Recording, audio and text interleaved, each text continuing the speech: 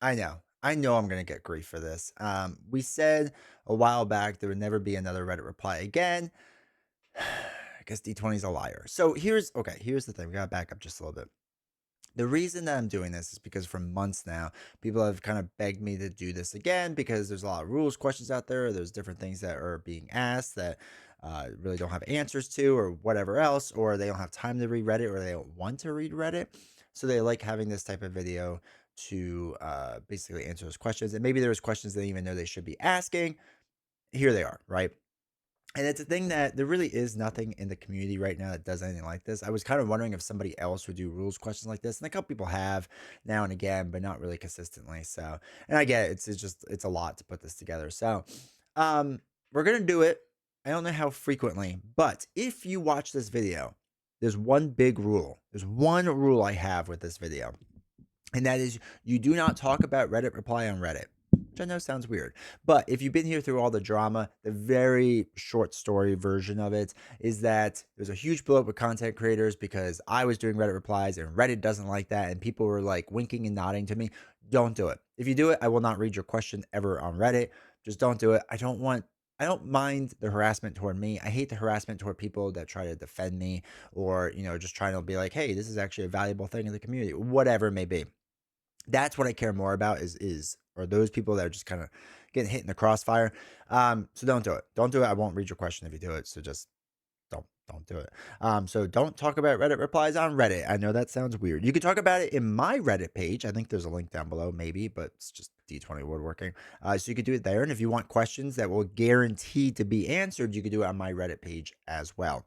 Also, side note, we've talked about this a lot on this channel, but the goal of this channel is to do this full time. I need to give more value to members and patrons. I really appreciate all the support they've given me over the years. So what we're going to do is we're going to do our main Reddit section. There's going to be a few extra ones at the end just for my patrons and for my members here on YouTube.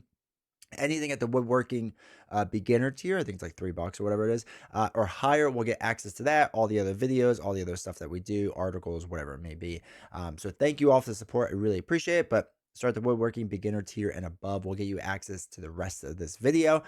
All right, let's jump in for the first time in a long time to a Reddit reply. So the first one isn't even a rules question. It was more like a rules debate thing that was going on or understanding or whatever. So it has to do with Double Life and Miles Morales. So Miles Morales' card's a one-cost event, max one per round. It's an action, not alter ego or hero, so you could do it either side. Change your form if you pay for this card using a fist resource, ready your identity. All right, cool. So Miles on his alter ego side states after you change this form, shuffle one Spider-Man card from your discard pile back into your deck. So the argument is, and this person explained it pretty well. Oh no, it used to be. There it is.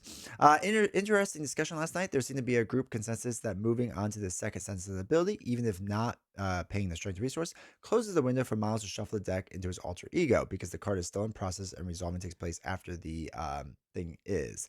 Um, which is this is actually a good point because I just glanced at this. I think you're missing that you could never shuffle double life alter ego ability even without that curious timing problem. An event card is not discarded until after it's fully resolved. Which I do agree with that. I think that for me, the way they've always explained things, and here's the thing with the fully resolved argument, is that it takes place until it doesn't, right? Fully resolved doesn't always mean fully resolved because they've done this with like Black Widow's card, right? With the whole timing of Widow's Bite. Everything always comes back to Widow's Bite. It seems is one of the worst rulings I've seen. Not the worst, but one of the worst. That Widow's Bite can basically like hop in and out or whatever. This goes back to like toe to toe and different things like that. So yeah, I can hop back and forth, but I can't. So anyway, I generally when I play, and it's right 90% of the time, is I read each sentence at a time and I keep the event card even on the table, right? Read each sentence, and when the card has been finished and completed to whatever you can do, discard the card. So I actually agree with the person that you wouldn't be able to put this card in there regardless of the timing. Now, if you're looking at the timing, the whole change your form thing, so you would change your form, and then this would trigger. Now, the question is, when does the trigger window end?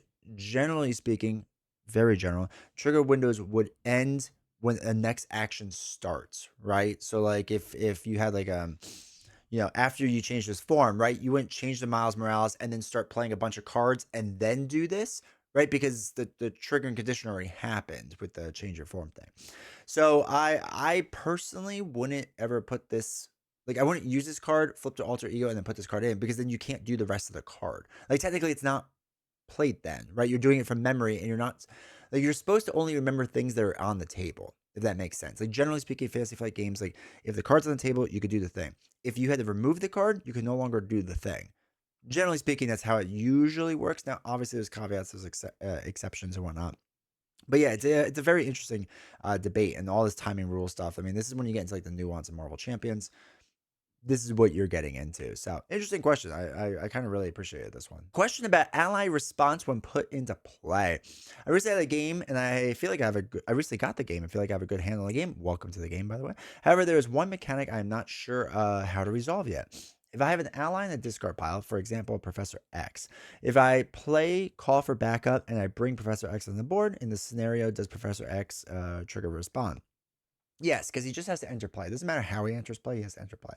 I believe, I'm trying to do this from memory. White Tiger, Leadership White Tiger.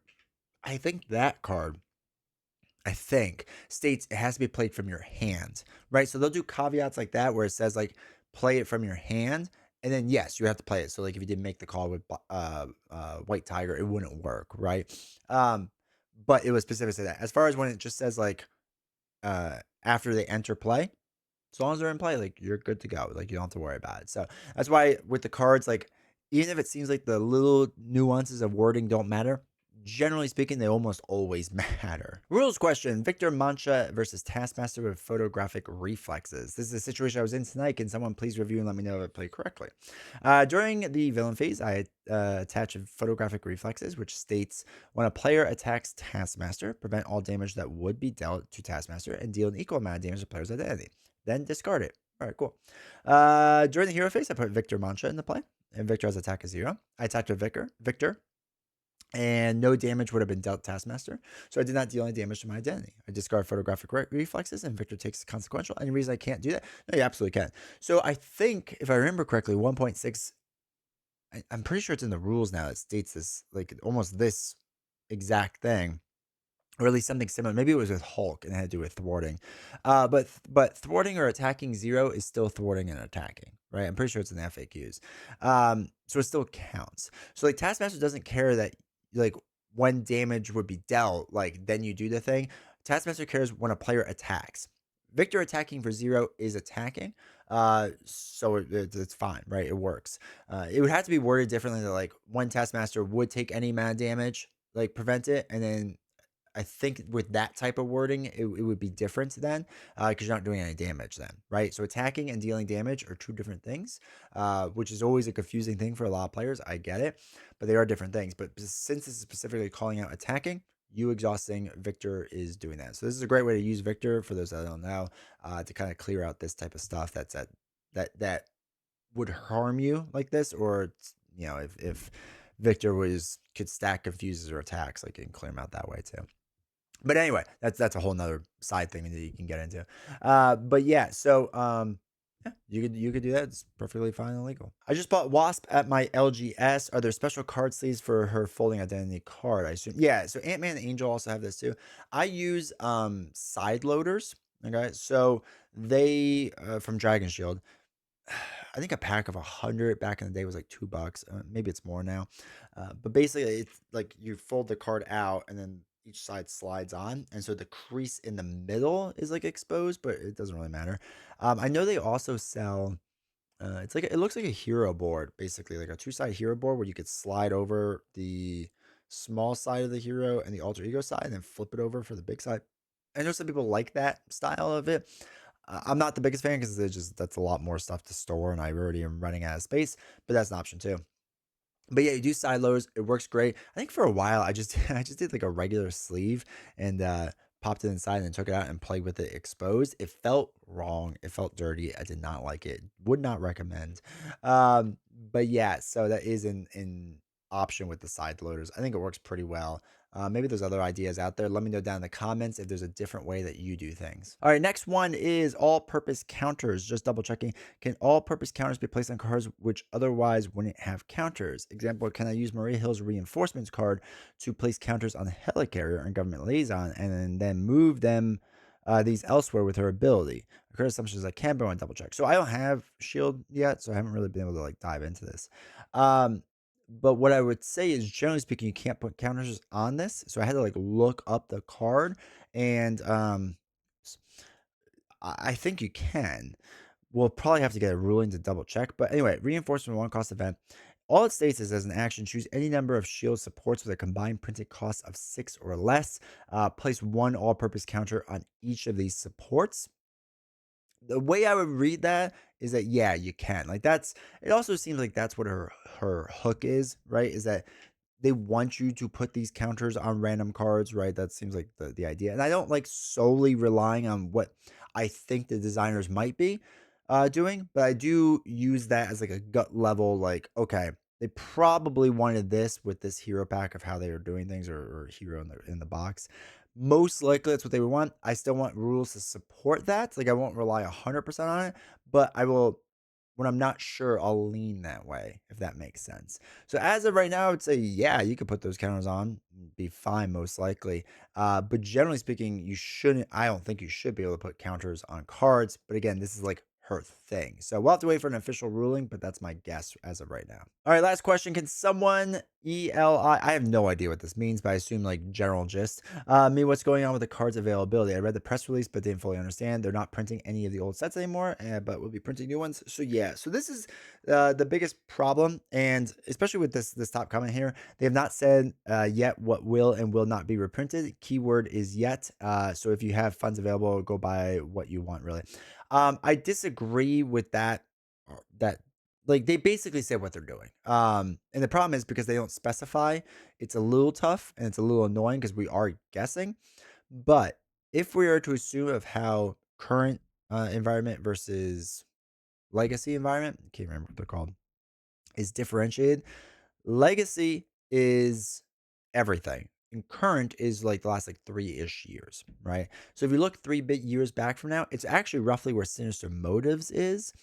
And what's annoying is it's already out of print. So that 3-year mark is like a little iffy. Now you could make the argument that, well, that's starting like 3 years now or something like that. Or they really meant by 3 years they're looking at each wave as a year, maybe. And this is where the kind of like worry comes from a lot of people. Is they say 3 years, Sinister Moses is within that 3 years, and it's already out of print, right? It's gone. So obviously they don't mean actually 3 years. They actually mean two. They actually mean 3 waves. Like, we don't know, and they won't specify these things, and they really should. That's my biggest problem with all this stuff, is that it's not really specified very well. Generally speaking, you're probably safe with X-Men stuff as of recording this video in March of 2025. You're probably safe with X-Men stuff. But as Agents of S.H.I.E.L.D. come out, again, what was the first one? Mutant Genesis. Mutant Genesis is now the 4th wave, right? Just like Sinister Motives is now. Like, if you look back and go backwards from where we are now, and that's already out of print. So does that mean that's going to be out of print soon? We don't know. This is the big problem with everything. So basically, you won't be able to get any of the old stuff. Excuse me. Don't expect to be able to get any of the old stuff. It's not going to happen. And buy what you can, because they're not giving you warnings. They're not anything. Like, it's just going to be out of print. Like, you're going to wake up one day and it's gone forever. So that's just kind of what it is. So if you're interested, buy what you can. I know some of the stuff is really hard to get right now, which really stinks. So hopefully they do reprint it all in the future or do something to change it. I don't really know. But yeah, that's generally what's happening. So moving forward, it's gonna be a 3 kind of year-ish maybe thing going on. We don't really know. Hopefully they define it and tell us exactly what the current environment is. Because you could also make the argument like current environment doesn't even start till 2026. So like Agents of S.H.I.E.L.D. isn't part of it. But again, they're already dropping off older stuff. Like this next person says, Captain America and Doctor Strange. I mean, they're gone. They've specifically called them out. So I think it'd be nice if they actually told us what is in print and out of print, but who knows? Anyway, so that's the end of this version. There will be more coming up on the members section and the Patreon section. Like I said, I really appreciate all the support. If you want to join Patreon or YouTube memberships, just hit the join button down below. Start at the woodworking beginner tier or up to get access to the rest of this video. Or on Patreon, join any one of those tiers and you'll get access to the rest of the video. I really appreciate y'all. Make sure to hit the like button, hit subscribe, all that fun stuff, and I will see you all next time.